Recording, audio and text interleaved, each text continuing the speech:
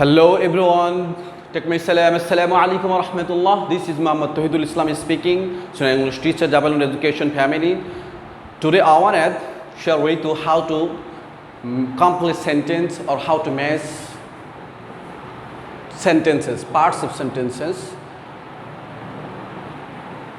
There are three parts, the column 1, column 2 and column 3. You have to match the three sentences. Key focusing, you have to remember the key focusing, topic addressing, introductory sentence identification, meaningful sentence making, grammatical rules following, noun and then pronoun referencing. অর্থাৎ প্রিয় শিক্ষার্থী, complete sentence তৈরি করতে গেলে তোমাদের যে বিষয়গুলো মনে রাখতে হবে, প্রথমত টপিক বের করতে হবে। অর্থাৎ এই টপিক টেবিলের মধ্যে কি টপিক নিয়ে আলোচনা করছে খুব দ্রুত বের করে ফেলতে হবে।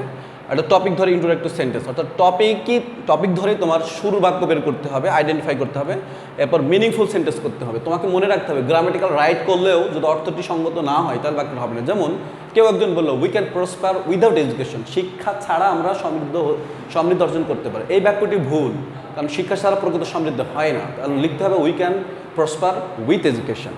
গ্রামাটিক্যাল রুলস ফলোইং করতে হবে, গ্রামাটিক্যাল রুল কারেক্ট করতে হবে। গ্রামাটিক্যাল রুল যদি না মেনটেন করে তুমি পার্ট মেস করো তাহলে সেটা ভুল হবে। এরপর নাউন থাকলে আগে নাউন প্রোনাউন্স করবে, প্রোনাউন থাকলে পরে প্রোনাউন্স রেফারেন্স করবে। আমরা মূলত চলে যাচ্ছে, দেখো এই টপিকটার ওপর হচ্ছে আজকে কি ফোকাসিং। এই পার্ট কলাম এতে সাবজেক্ট উল্লেখ করা থাকে। দেখো 21 ফেব্রুয়ারি, 21শে ফেব্রুয়ারি। তাহলে আজকের এই টাইপের টপিকের মধ্যে হচ্ছে টপিক অ্যাড্রেসিং হচ্ছে কি 21শে ফেব্রুয়ারি। বিগিনিং সেন্টেন্স কী হবে, এরপর ইন্ট্রোডাক্টরি সেন্টেন্স কী হবে, 21শে ফেব্রুয়ারির সাথে ম্যাচ করে একটি বাক্য তৈরি করতে হবে। তাহলে আমরা দেখো 21শে ফেব্রুয়ারির মধ্যে কী করতে, 21 ফেব্রুয়ারি কি একটা আন্তর্জাতিক মাতৃভাষা দিবস অথবা শহীদ দিবস, অথবা এটা আমাদের একটি স্মরণীয় দিন। এখন দেখো এখানে কি করা রয়েছে, এর মধ্যে ইজ ডিক্লেয়ার্ড, 21শে ফেব্রুয়ারিকে ডিক্লেয়ার করা হয় as the international mother language day হিসেবে। অর্থাৎ এই তথ্যগুলোর মধ্যে এই তথ্যটি রাইট। তাহলে আমি যদি ম্যাচ করি তাহলে এখানে কি এ পার্ট এ প্লাস এখানে ডিক্লার্ড ভি প্লাস এখানে 3, অর্থাৎ এইভাবে লেখার পরে তুমি এখানে পুরো বাক্যটি লিখে দিবে যে 21 ফেব্রুয়ারি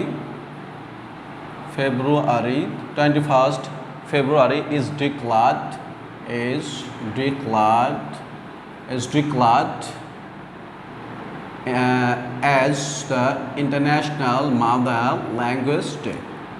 এরপরে খেয়াল করো দ্বিতীয় বাক্যে কি এভরিওয়ান গোজ টু, প্রত্যেকে যায় কই, গোর পর একটু একটা জায়গায় যায়, গোজ টু, টুর পরে একটি জায়গা হবে অথবা ভার্ব হলে ভার্ব প্রেজেন্ট ফর্ম হবে। দেখো এখানে টু একটি প্রিপজিশনাল টু, যদি এখানে ইনফিনিটিভ টু, ধরো টুর পরে যদি এখানে অ্যাড না থাকতো তাহলে এটা নিতাম, কিন্তু is observe, is covered, is declare এটা নিতে পারছি না। তাহলে টুর পরে ইনফিনিটিভ হিসেবে অবজার্ভ এই বাক্যটি নিব আমরা, টু অবজার্ভ, কারণ গ্রামেটিক্যাল এটি বাক্য থাকে রাইট হয়। প্রত্যেকে যায় উদযাপন করতে, দ্য ডে, দিনটি উদযাপন করতে যায় কোথায়, গোর পরে খেয়াল করো গো একই দিকে টু ইনফিনিটিভ একই সাথে কোথাও একটি যায়, তাহলে হচ্ছে goes to observe the day at the Shaheed Minar, Shaheed Minar দিনটি উদযাপন করতে সবাই শহীদ মিনারে যায়।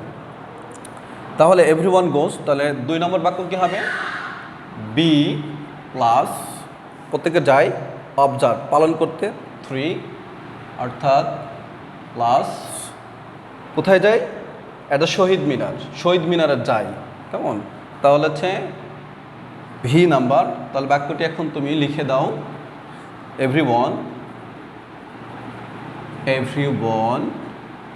গোজ টু শহীদ মিনার, প্রত্যেকে কোথায় যায়, শহীদ মিনারে যায়। এরপর দেখো 3 নম্বর কি শহীদ মিনার।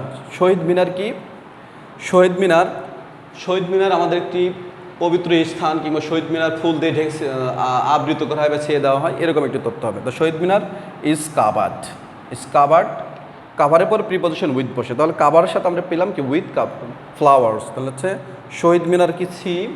3 নম্বর কি দেখো C is covered, V,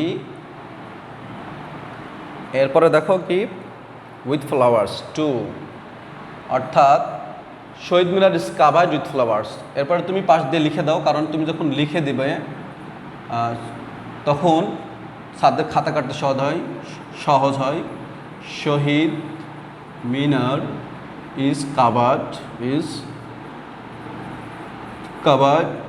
with flowers. পুষ্প শ্রদ্ধাঞ্জলি ফুলের শুভেচ্ছা নিবেদন করা হয়। এরপরে দেখো দি ন্যাশনাল ফ্ল্যাগ, জাতীয় পতাকা কী করা হয়? জাতীয় পতাকা অর্ধনমিত রাখা হয়, এইটি বাংলা ভাব। তাহলে হচ্ছে রাখা হয়, তাহলে হচ্ছে স্কেপড, অর্থাৎ এর মধ্যে স্কেপড অর্ধনমিত ইংলিশ হাফ মাস্ট। তাহলে হচ্ছে দি ন্যাশনাল ফ্ল্যাগ স্কেপড half must.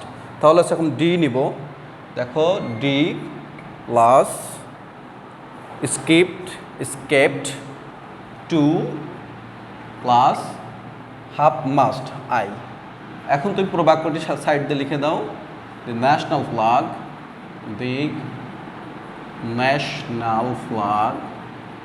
Flag is kept half mast, অর্থাৎ অর্ধনমিত করা হয়। এরপর দেখো উই অফার্ড, আমরা নিবেদন করি। উই অফার কি? এখানে একটু অবজেক্ট দিলে খুব ভালো হতো। ফ্লাওয়ার রিদ, বাস্কেট, ফ্লাওয়ার বাস্কেট, ফুলের শুভেচ্ছা শ্রদ্ধাঞ্জলি অথবা শ্রদ্ধা মাল্য নিবেদন করি। কোথায়? এটা একটি জায়গা নির্দেশ করে। অ্যাট দ্য ফুট অফ, পাদদেশে, চরণে।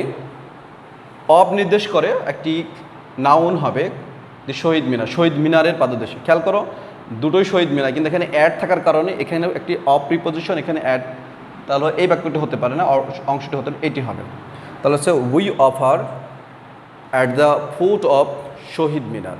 তাহলে দেখো 5 নম্বর ই নাম্বার, দেখো E plus we offer 1 at the foot of, কী করি? অফ শহীদ মিনার।